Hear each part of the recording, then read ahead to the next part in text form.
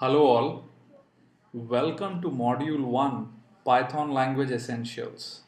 This is part 2 in which we will discuss variables and data types. Now in Python there is something very interesting about how variables and objects work together in comparison to other languages. So what is that? In Python, variables or names which you actually try and give objects basically do not have any type associated with them. Interestingly, types are associated only with objects, and variables basically just have references to these objects. Now, what do I mean by that? Let's open up a Python terminal, and let's say I create a variable called name, which is simple string called Vivek, right? Now, typically, if you remember other languages, you would ideally have to define this as a string and things like that. In Python, you don't need to do that at all. Now, you may assume if you're coming from other languages that now name basically can only be a string. Not true at all in the case of Python. Why? Because the variable name is not associated with any data type, rather it is just a reference to objects. Now it is this object which is this string Vivek which has a type string associated with it. To prove my point, in the very next statement I am going to assign the number 10 to name, and it just works perfectly. So basically, if you're coming from languages like C, think about name to be like a pointer to the string Vivek, which is the object. So hence, name itself does not have any type associated with it. Rather, it is the object which has the type associated with it. Now, coming back to our presentation, if you were interested in finding out the exact memory location in which the object is stored, you can do it in two ways, by either using the id function or going ahead and using repr, which is an attribute inside the respective object. So here is an example. So let's say I want to figure out, let's clear the screen. Let's once again assign Vivek to name, and we want to find out the exact memory location where Vivek is stored. Then this is what it is, right? You could probably want to print this in hex by actually feeding it through the hex function, and this is the hex value. Another way to figure this out, which we'll get to much later, is this, where if you notice this value is exactly the same as this value here, right? So this is the exact memory location where the object is stored, and name is nothing but a reference to that object. Now with this basic concept all cleared up, let's look at different data types which Python offers. Now the first one is string, which I'm sure most of you are familiar. There are multiple ways in which you can define strings. You can use both double quotes, single quote. At the very same time, you can have escape sequences inside. Let me show you a quick example of how all of this is done. So let's say we already defined a string Vivek using our little double quotes. We could do the same using single quotes as well. Just hit name and you can see the value which is there inside. You could have escape sequences inside. Let's say we want to go ahead and say Vivek and then Ramachandran in the next line, right? So this is how name actually looks like, and when you do a print name, you would actually see that the /n is interpreted as a new line and it gets printed accordingly. Now if you wanted that even this should get printed and not interpreted, you could actually go ahead and create what is called a raw string. So you could say Vivek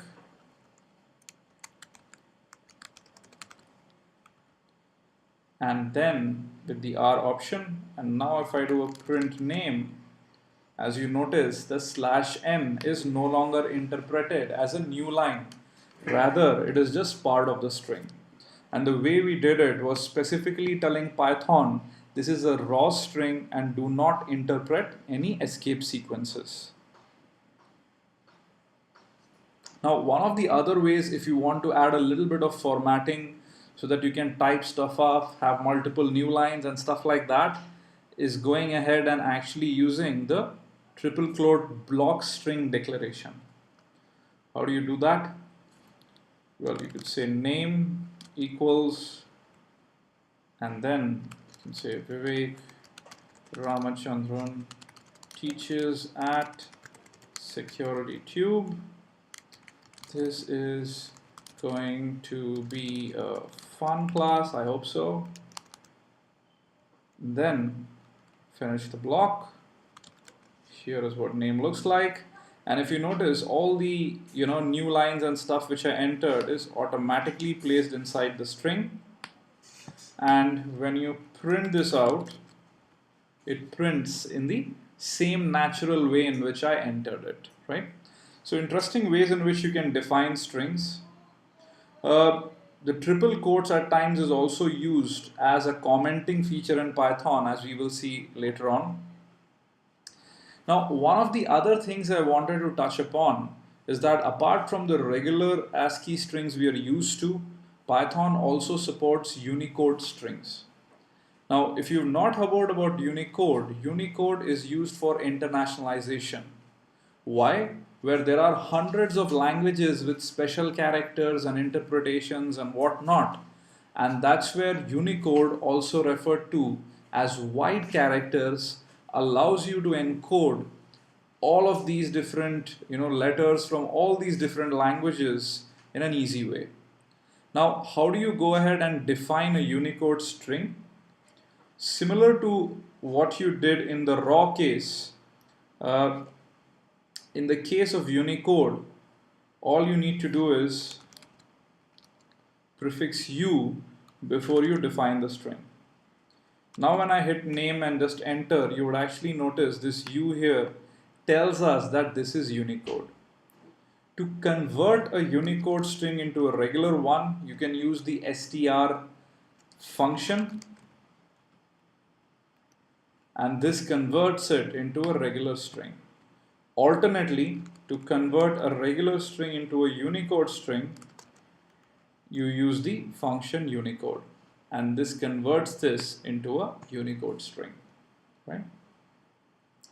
Keep this in mind, especially when you look at web applications where the encoding and all that comes into picture. We will see that understanding Unicode is essential in parsing many of those responses. Now, let's look at different string operations. The interesting thing about Python is in Python, strings are immutable objects, which is once you create them, you cannot change them anymore. Now, what do I really mean by that? Let's say I again go back and define a simple variable name, and let's actually go ahead and call this Vivek, right? Now, if I try and change, or let me actually try and look at what is there in the 0th index. As expected, it is the character V. If I try to change this to, let's say, A, you would actually notice that it says type error, string object does not support item assignment, which basically means you cannot change string objects directly in memory because they are immutable. Now, the only real way is actually to go ahead and assign this to an absolutely new object. Let's say Ramachandran, right? And this would work perfectly because the Vivek object still does exist. All that has happened is that now we've created a new one called Ramachandran and referenced it with name. To prove this, let's say we have A is equal to name, which is we are creating two references to the same object. Actually, A is equal to Vivek, and then we say, hey, name is equal to A. What this does is now the name variable also refers to Vivek, right? And so does A. Now let's say we go ahead and say A is equals Ramachandran. Here you go. But if I again print what name references, you would notice it continues to reference the object Vivek in memory. So this is how strings being immutable cannot be changed. However, the variables which are just reference to these objects can be changed to refer to other objects. Now, if you want to concatenate two strings, let's say first underscore name is equal to Vivek, and then you have last underscore name is equal to Ramachandran. And if I would like concatenate name and I call this full name, I could just write in first underscore name plus last underscore name, right? And if I print out full name, there you go, right? Ideally, we would have preferred a space between the first and last name, and it is as easy as just concatenation of a space in between, right? This is how we concatenate strings. People from the C world would probably be amazed. In the case of C, you would have to do strcat or play with memory, tons of stuff to do, but here it's just as simple as this. Now, Python, like most high-level languages, has garbage collection, which is once any object is no longer referenced by a variable, it is typically automatically freed up by the system. This ensures that the free pool of resources in memory is automatically taken care of rather than an object just lying in memory which we will never use, right?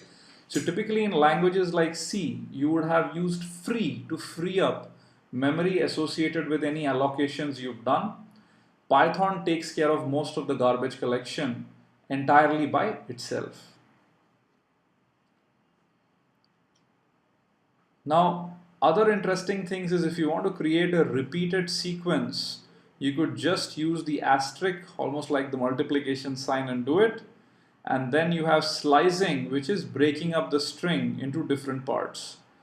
Let me take both of these up. So typically when we look at things like buffer overflows, you would probably want to create a very large buffer holding the same value. So let's say 50. And if we now look at buffer, this is nothing but 50 A's which are there, right? Now, let's say that you have a string coming back to actually slicing strings up. Name equals Vivek Ramachandran. And let's say I actually want to slice this string up. Let's say I would like to go ahead and slice it up after the 5th and end at the 10th. And if you actually notice, at that point, 5th is basically 0, 1, 2, 3, 4, and 5. From this point on to the 10th, and which basically gives us RAMA, 1, 2, 3, 4, 5, from that point onwards to A, which actually ends here. Now, there are other interesting things which you can do as well, which is mention the number of steps which need to be taken, right? And this is basically using a step of 2 rather than taking every single one between them. Now we will revisit slicing a little later when we do string manipulation and stuff like that, when we take up actual practical circumstances, right? One of the other ways, by the way, which is very interesting, is a string converted into an integer. For that, you could just use the int function and enter the string, let's say 42, and the output is the number 42. Vice versa, you can use the str function, input a number, and the output is going to be a string, right?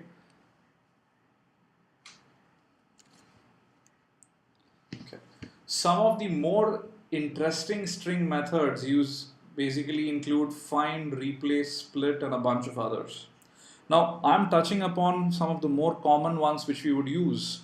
In later modules, when we take up anything specific which I have not really covered here, I would explain how it works. Now, I can tell you in any new language, there are probably hundreds, if not thousands, of methods, functions, and whatnot which the language provides to you. It would probably be impossible to cover each and every one of them in this video tutorial. So what I'm actually doing is I'm picking up stuff which is most important so that you know how to get started with the Python language, and later on your own you can explore other methods, other functions which the runtime offers to you. Okay, so find, replace, and split. So let's say we have the string name, which is Vivek Ramachandran. Now in this, let's say you want to go ahead and find if security tube actually is there. Now if find succeeds, then what it returns is the starting point index from where the match occurs. If it fails, it returns -1. So in this case, of course, name Vivek Ramachandran does not contain security tube, and hence the response is -1.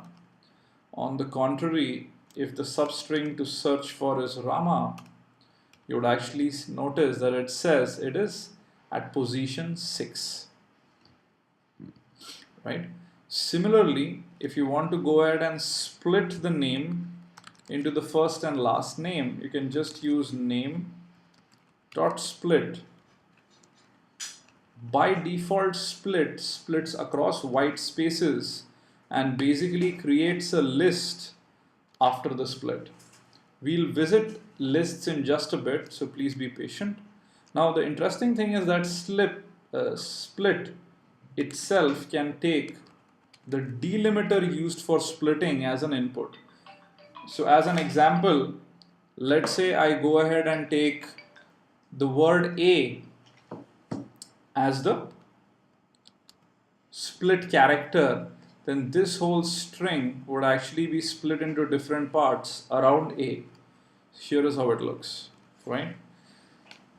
So if you notice, the very first A is here at this position, and hence this is the first output which we get, Vivek space R.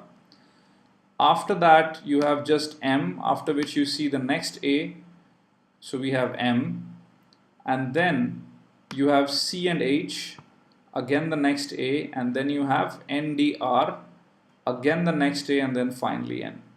And if you notice, this is how the split has happened, right? So split comes in handy when you know the delimiter and you also know how you would like to organize the split list for better use later on. The last function I'd like to touch upon is basically replace. Now replace, the first input would be what to search for. So let's say I say Vivek, and then to replace it with whatever else you would like, let's say Viv, right? The interesting thing is the replacement can be smaller than the string it is replacing. So if you notice, the output is Viv space Ramachandran. Now interestingly, if you type in name, you would still get the original one. Why is that? Because if you remember, I had mentioned that strings are immutable. So the name variable points to an object Vivek Ramachandran which can never be changed, and hence all of these functions are returning new objects rather than modifying the original object containing Vivek Ramachandran, right? Hope this concept is clear to you. Okay. The next thing we will look at is string formatting, right? A lot of times you would want to print out interesting things. How do you go about it?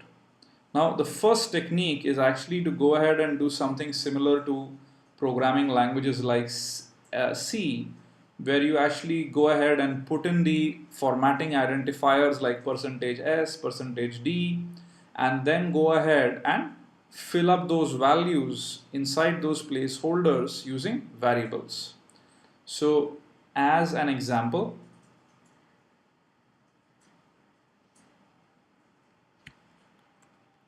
let's say we have a simple line, and we could call this, before that, let's say your IP is equal to 10 or 192.168.1.10. The line, if you could mention, is crack this IP percentage is, and then what I could actually mention is the IP address. Now I put in a line, and if you notice, the substitution here for IP has actually happened inside the string before it was constructed and referenced by line.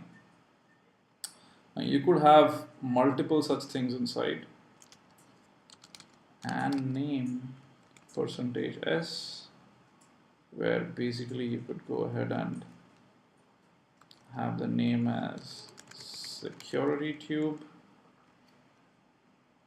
right? And now this line would basically reference that as well.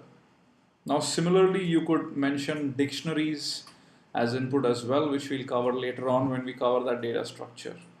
The basic takeaway here is that you could use different variables and formatters to create interesting strings based on what you would like to display. Numbers are something probably very simple to get a grasp of. Just like other programming languages, Python has integers, floats, and a bunch of other things. We will take up specific types of numbers as and when required during the class in different modules. As far as operators are concerned, you have the usual suspects: plus, minus, multiply, divide, x to the power of y, greater than, equal to, less than, ton of other things, and of course your bitwise operators, right? And after that, your logical operators. So we will take up numbers as and when required. There is nothing much to explain here. You could even use the Python prompt as a simple calculator, by the way. So let's say 2 plus 2, and it says the answer is 4, right? So you could go ahead and use that as a replacement for BC. Okay, so now coming on to another interesting data type, which is lists.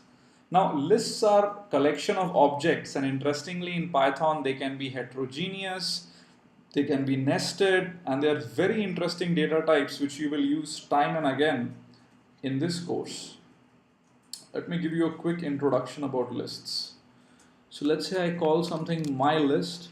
It's a simple list of numbers to begin with, right? To find the length of this list, all you have to do is use the len function, and this gives 3 as expected. To go ahead and reference any of the list items, you basically start with a list index of 0 and go all the way to n minus 1, which is the number of items in the list, right?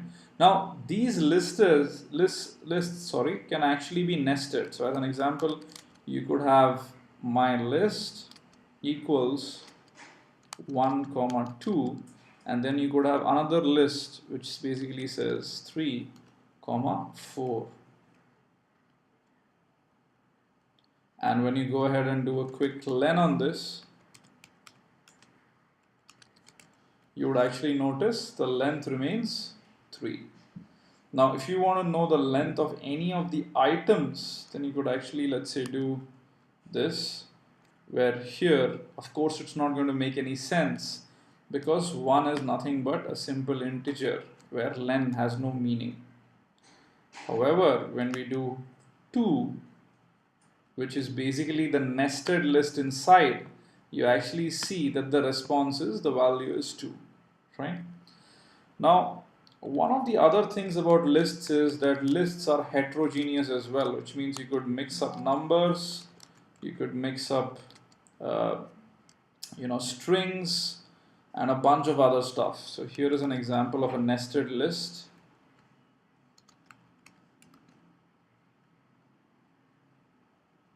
And you could view this list, and there you go, right? Now, in order to go ahead and play around with lists, there are different methods which you can actually go ahead and use. Let's say if you want to append to a list, you could actually use the append function. And now if you look at your list, you would actually see that the number 4 has been appended to this list. If you want to print the whole list in reverse order, you could use reverse, and this would basically go ahead and reverse the whole list for you. Similarly, if you want to go ahead and pop out the item, you could just use pop, and basically what this does is it pops out the last item in the list. Now, there are a couple of other interesting operations as well, which include extend. You also have insert, which is the exact position where you want to insert the item. So as an example, you could do, let's look at my list and say, hey, my list dot insert to there. Now look at my list, and you basically have there inserted at position 2. This looks interesting. Hello there. Right. Similarly, you can actually delete an item in the list by using del and mentioning the specific item.